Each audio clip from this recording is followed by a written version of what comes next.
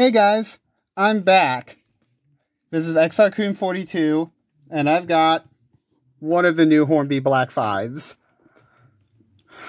Now, initially I wasn't going to get one of these, because the reviews when they first came out were so mixed. Like, it was almost initially half and half between either they were spotless and awesome, or covered in glue marks, or had electrical issues, or both.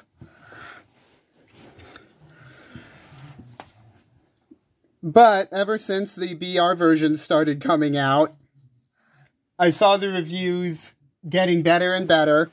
And then I saw this version. This is Caprotti.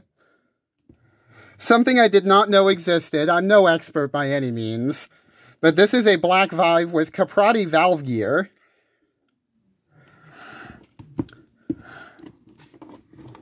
And anybody who knows me in person or has watched my channel enough know that I like any form of oddball. Whether it's a straight up niche engine like the Fel or the GT3, to just a famous engine, a famous type of engine in a weird condition, such as the US Tour Flying Scotsman, for instance. Now let's break into the instructions here. Quite a lot here, it looks like. Yep. There's just some routine maintenance, track cleaning, lubrication points, decoder location, sound fitting, tips, all of that. Accessories. It comes with crew figures, instructions for changing out the lamps. And yes, that's exactly what I was hoping for, a head code guide. Because what's the good of being able to change out your head codes if you don't know what to set them to? I love that.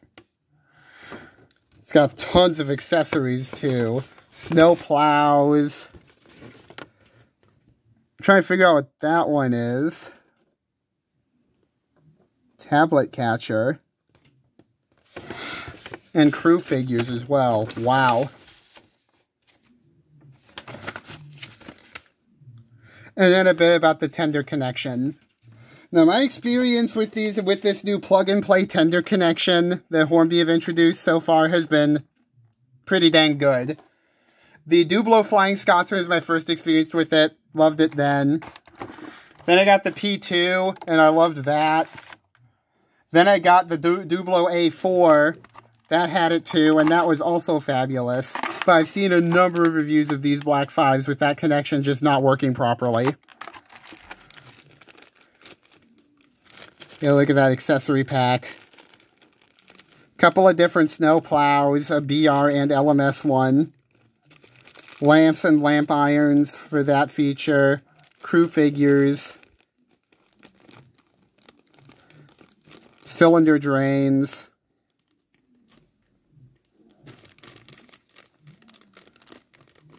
Dang, so much. And the front coupling for the front bogie, if that's your thing. Personally, though, I'll probably be fitting that screw link. Yeah, let's crack in. This is my first experience in person with one of these.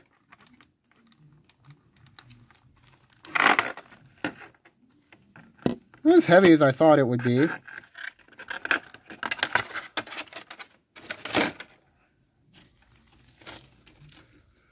And that finish instantly strikes me. Can feel that metal running plate. Wait a second. Yeah. That lining is extremely precise. It's got a head code fitted out of the bag. Out of the box, I mean. Take a quick dive there and see what head code that's got fitted. Through freighter ballast train. Works for me.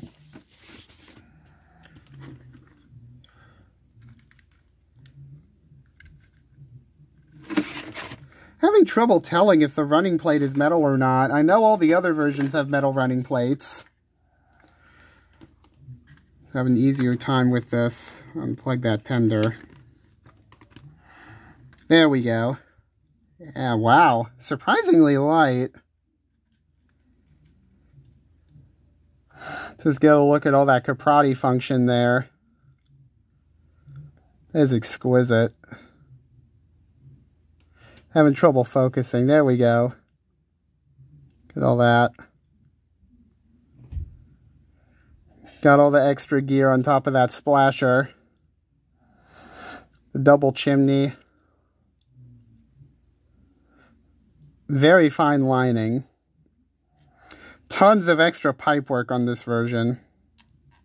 That ladder is surprisingly rigid, which is a good thing. I am not seeing any glue marks on first inspection here. Look at that cab. Let's see if I can get better lighting on that. There we go. Painted gauges. The controls look a little bit different. Maybe that's a Caprotti variation there.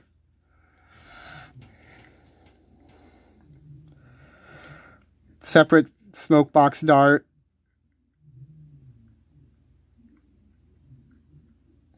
Yeah, I can tell, like, just for curiosity's sake here.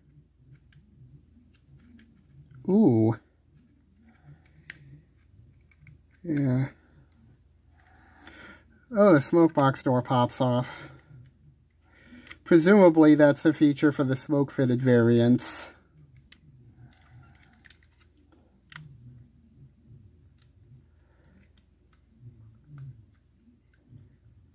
There we go. Smoke box fitted right back on. Yeah. Don't see any gaps. Don't see any gaps in the fit. That was one issue I saw several times.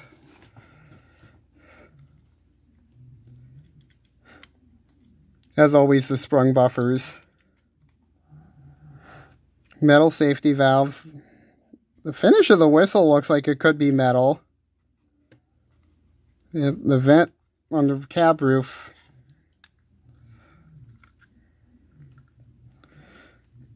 Yeah. This is just so odd. Like, it's almost like it's both a black 5 and not a black 5 at the same time. This is bizarre. I like it. Look at the double BR lining on the splashers. So many extra details on this, and yet not a glue mark in sight. This is splendid.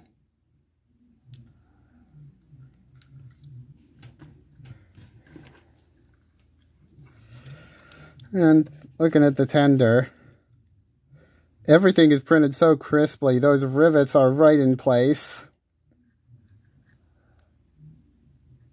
The axle boxes. Now, I do have another black 5 that I'm currently repainting as Henry. He's about 80% done. Looking at this, there's some extra bits on it that are not on my other one. Presumably, this has more to do with the Caprotti valve gear. Look at that.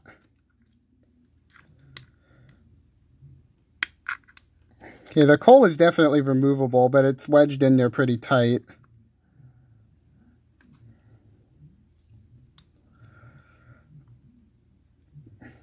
Nice spring on that NEM. And there's even a bunch of underframe detail with like the water scoop and such. So I just want to see real quick how easy it is to remove one of these lamps. Let's see.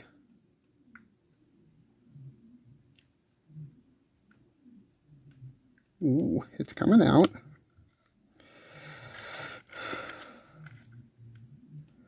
There we go. Came right out, no problem. And the nice thing is, it stayed right in.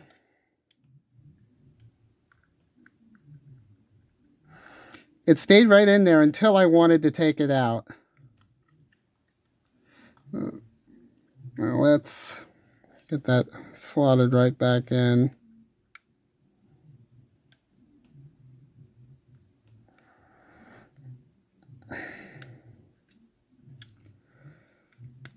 There we go. Right back in without an issue. And the one on the running plate, same thing. Pops right out, no problem.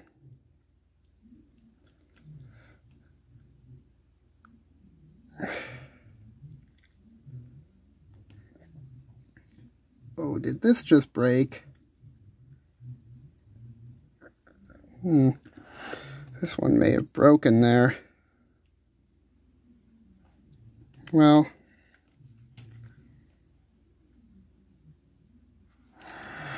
I'm going to get that fixed up and then get this guy onto the track for a real test. See ya in a moment. Alright, so I haven't run it in yet. I usually run models in first. But with the track record these have had, I kind of want to test it just to make sure it'll actually run around my curves and not have any electrical issues before I run it in. So let's check this. There it goes. Lamps are working fine. Nice firebox glow. Sorry the table's a little bit messy. And it seems to be running around just fine. Ooh.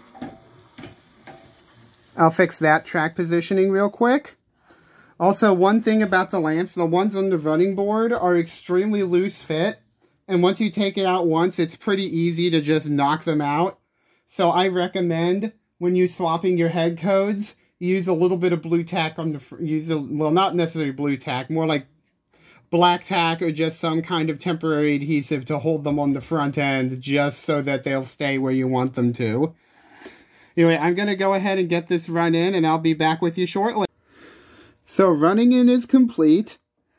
There was only one derailment, but it was down to my cramped track rather than anything wrong with the engine. So we're good on that front. So let's do the full test. Let's go with the crawl.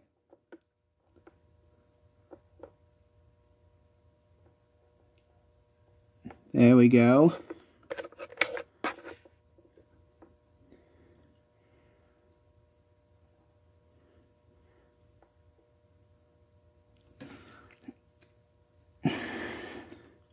Yeah, it's not too bad. A little bit jerky.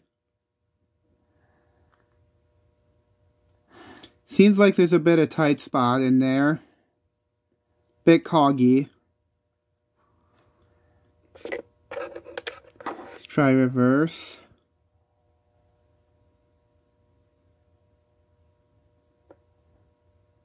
There we go.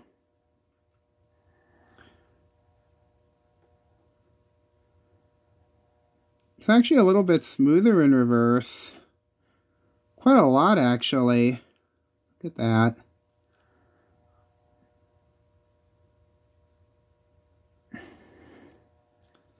I don't think it's quite good enough for a 5-star rating and performance, but it's not bad by any means.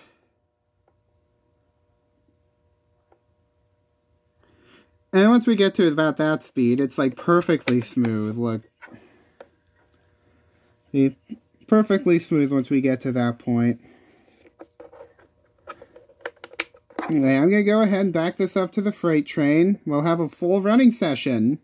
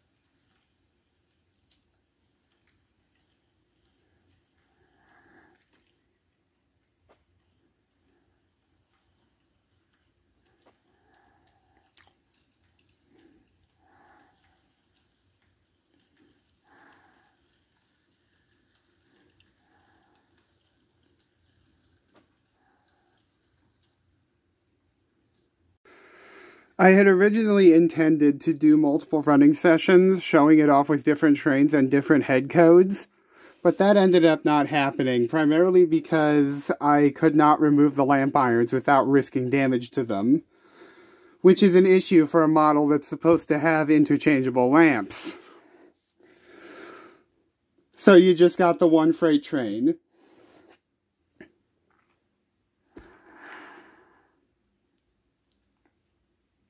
And now for the final scores. For detail, I wanted so badly to give this 5 out of 5 for detail, but I just can't for one primary reason. Because of the way the lamps were executed, if you watch it from certain angles, you can see the LEDs shining under the running plate, which sort of breaks the illusion just a little bit. Other than that, everything is completely spot on, and it looks absolutely amazing. So, I'm calling it a 4.5, just for the one LED issue. For accessories, 5 out of 5. You get all the extra lamps and the lamp irons that you would need, supposing they were actually interchangeable. You get crew figures, you get the snow plows, you get all the brake rigging, everything. It's really good. 5 out of 5 for accessories. For performance, I can only give this 4 out of 5. It's really smooth until you get to, like, the slowest speeds that it can do, in which case it gets real jerky and real coggy. Slight disappointment, considering that the P2 and other recent releases have been able to crawl, like, super, super well.